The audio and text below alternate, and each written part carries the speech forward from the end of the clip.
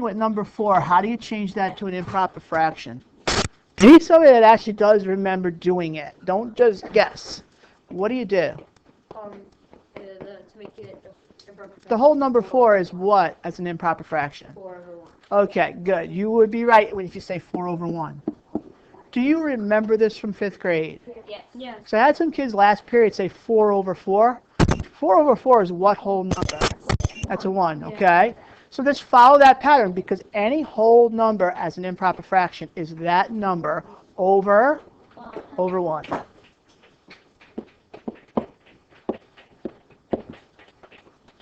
Do you remember how to multiply fractions? Numerator times numerator, denominator times denominator. 4/1, which is really the whole number 4, times 1/9 then becomes what? Hey, Aiden. 4/9. Correct. 6/1 times 4/1. That's? 24/1. Which is equal to what whole number? 24. Which makes sense, because look, the 6/1 is really 6, and 4/1 is really 4, so 6 times 4 is 24. So just get used to knowing how to take that whole number and express it as an improper fraction, because it's going to play into understanding the gist of lesson 3. You have to simplify to 24. It depends. If I ask you to, then do it. Okay. 5 times a 12th. Think about what you have to do with that whole number first before you multiply n times n and then d times d. What do you got? 5/12. 5/12, is that right? Yes. Right. Really, that's 5 times 1, and then it's d times d and n times n. 9 times 5/1. And if you want to keep it improper first, you can. 45/1. And that is going to simplify to what whole number, Liam? All right, good.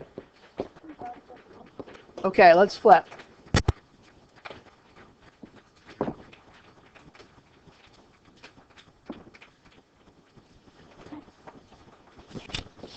Okay, what we have now in lesson 3 for the first time is a problem that's going to have a fraction going into a whole number, or a whole number divided by a fraction. How many half miles are in 6 miles? Well, let's first write this as a division expression.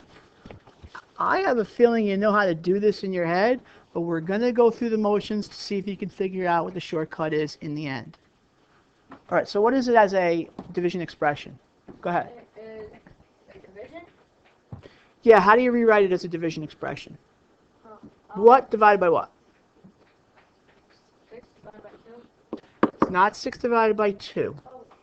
6 divided by 1/2. Right. There's 2 ways to model it. You're going to see that one way is a lot easier than another way, but I'm going to still show you both. Okay? Yeah. But we're going to get to that. Okay? That's the whole idea behind it, but I want to show you why that works. Okay? Okay, if we use a fraction bar, the amount of blocks is going to represent the whole number. So if I'm starting with 6, I have 6 segments. I'm breaking down each segment into halves. So there's a half and there's a half. Ready? How many halves are in just this one block? 2, right? Now from this point forward, if you want to take that shortcut, since every block represents 2, you can count each block by 2s. There's 4. If you want to see it, look, there it is. 4 halves. 1, 2, 3, 4. 6, 8, 10, and 12. And that becomes our answer.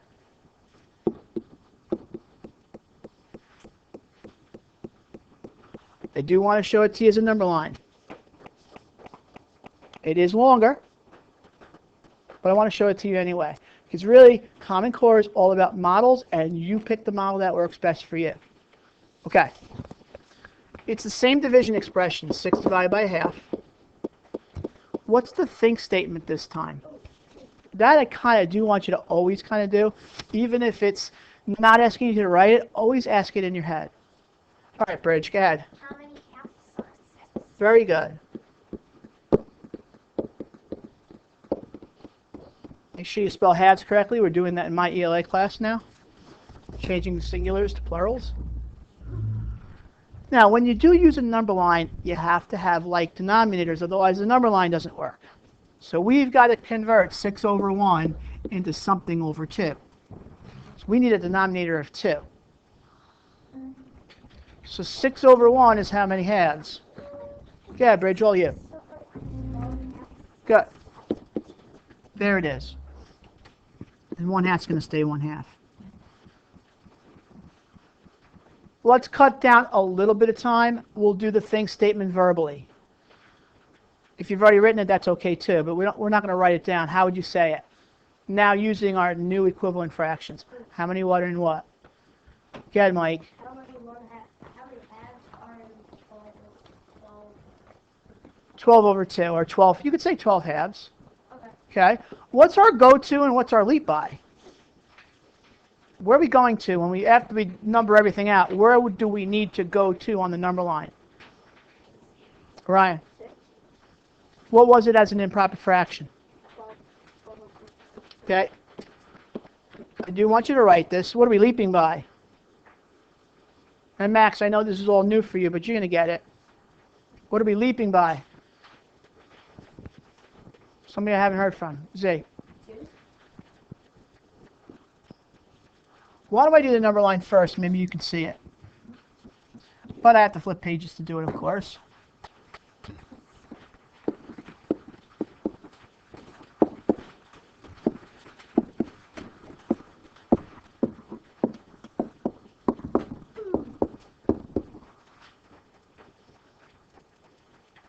My go-to was this. Leaping by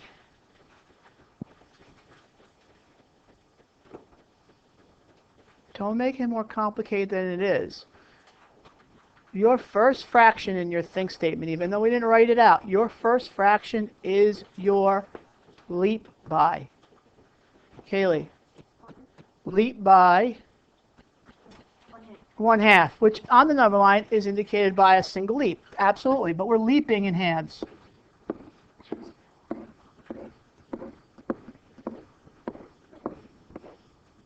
And there are 12 full leaps, so our answer is 12. It's a lot longer, a lot more work to do a number line in that. Yeah. Okay? When you guys get to further down in this lesson, you pick either the fraction bar or the number line. If you like number lines, you can do it. I just think it's more work. And then after everything's said and done, I'm going to show you even a quicker shortcut that some of you are starting to figure out anyway. No, because I want you to figure it out on your own. If me telling you, if I tell it to you, the learning isn't going to be as beneficial as if you could figure it out yourself. I know what it is already. Probably not. Hold off on you'll get it. Especially you. I know you'll get it. Okay? All right. What about if they ask you, new problem, example 2. What if they ask you how many thirds are in 6 miles? Now we have thirds in 6. Division first. I see some light bulbs going off in your head. Hold your thoughts. Rewrite it as a division. What divided by what? Alex.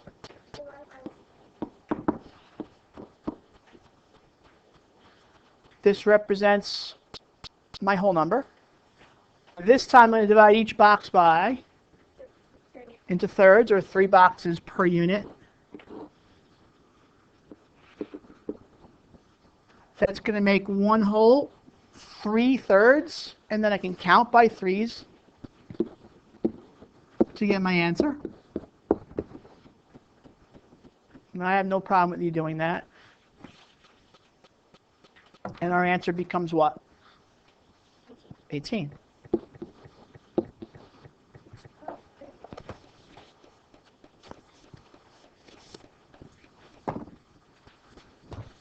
You want to do a number line or no? No. All right, we'll skip it. Yay! We'll skip it. But I'll tell you what we would do. Your eventual go-to, if you just change it, I'll talk you through it, but you don't have to write it. This I kind of do want you to do. What is 6 over 1 as an equivalent fraction over 3. I do want you to kind of get to do that because it's practice. What do you got? Over 18. I mean, my bad. 18. No, 18 over 3. Right. So look, so we'll cut down on this, but this would be your go-to. This is your leap by. And it would take how many leaps to get from 1/3 to 18/3? 18 leaps.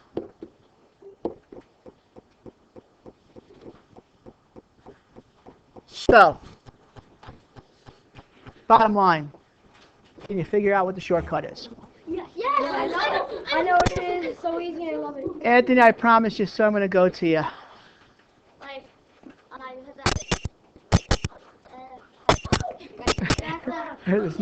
That is not the answer. Yeah, multiply the whole number by the, denominator. that's it.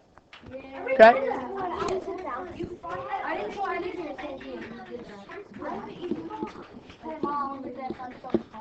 All right, I want you to write this first, but I'm going to take it a step further with you guys.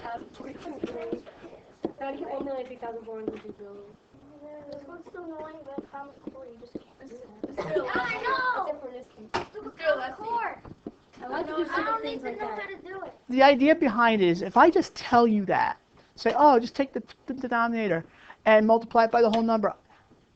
I agree with Common Core that I believe that kids need to know why it works. Now you could see why it works. You know you're recording. Okay? Yeah, that's fine. I want it to be on the recording. Okay? So to get to that idea, to what's called the algorithm, which is the shortcut, to know what to multiply by what, I want you to see why it works first. And then as we advance through the unit, knowing how it models out and knowing the shortcut is going to make the education of math a lot more beneficial for you. And I believe in that. Let me finish this thought first.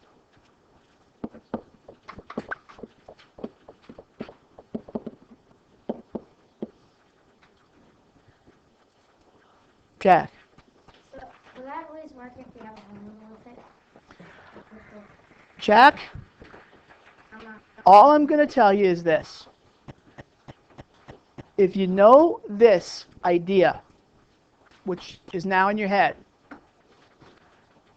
as we advance through fractions, if you know the secret, it will work for every single fraction problem. Whole number times whole number, fraction times fraction, fraction times whole number times fraction. But we've got to get there first.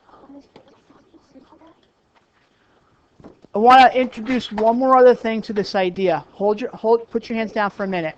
Put your hands down for a minute.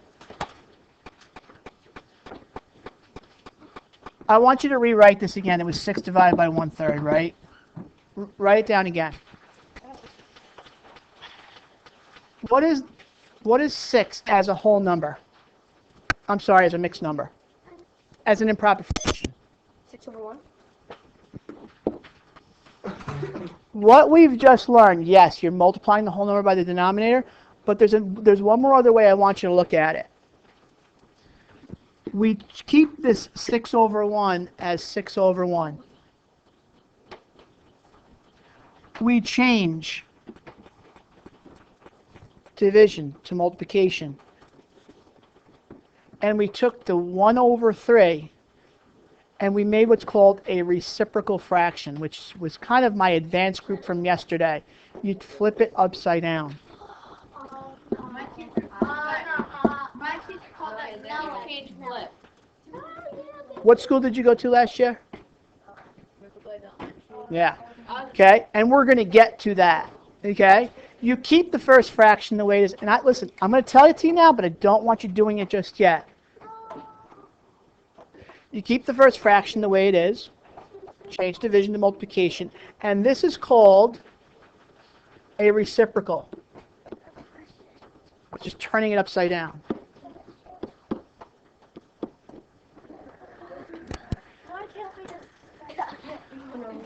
With example number 3, I want you to choose a model. Okay? I want you to choose a model. And as Mike has already found out because he went ahead, one model is a lot easier than another model. Okay?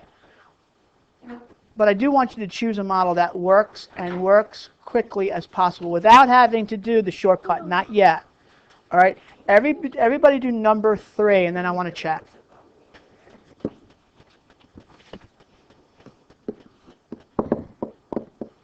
8 divided by 1/6.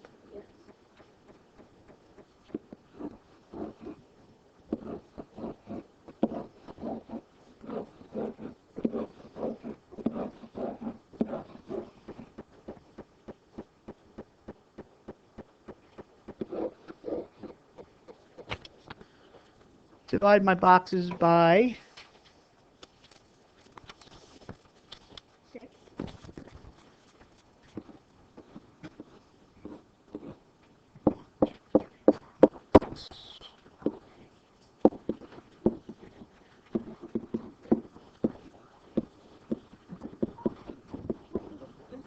Just gonna multiply. I'm not doing this. Yeah, I just multiplied. Yeah. I did the. Don't. Why? I have to. I did the keep change flip. Don't. I still want you to model it. You're never gonna learn how to You don't need to do both. Pick one.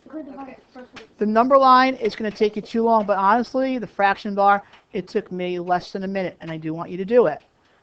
Okay? And here's why. If you make a mistake and try to do it in your head, I can't give you partial credit on the test, which will be next week. And I still need to see how you're thinking it through anyway. I'm going to skip the number line because, again, you'd have to make 48 lines and do a number line, and you'd have to leap 48 times. It takes more time.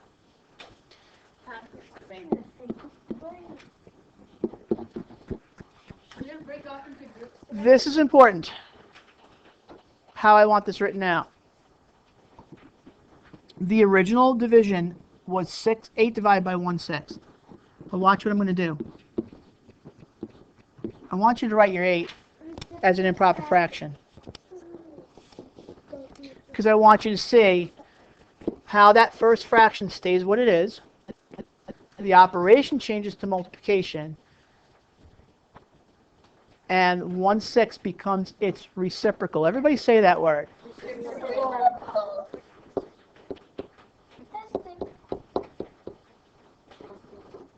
Okay?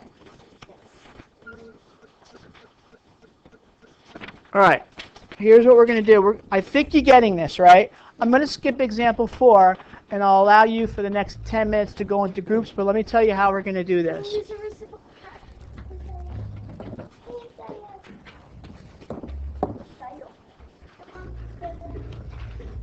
Unsalted.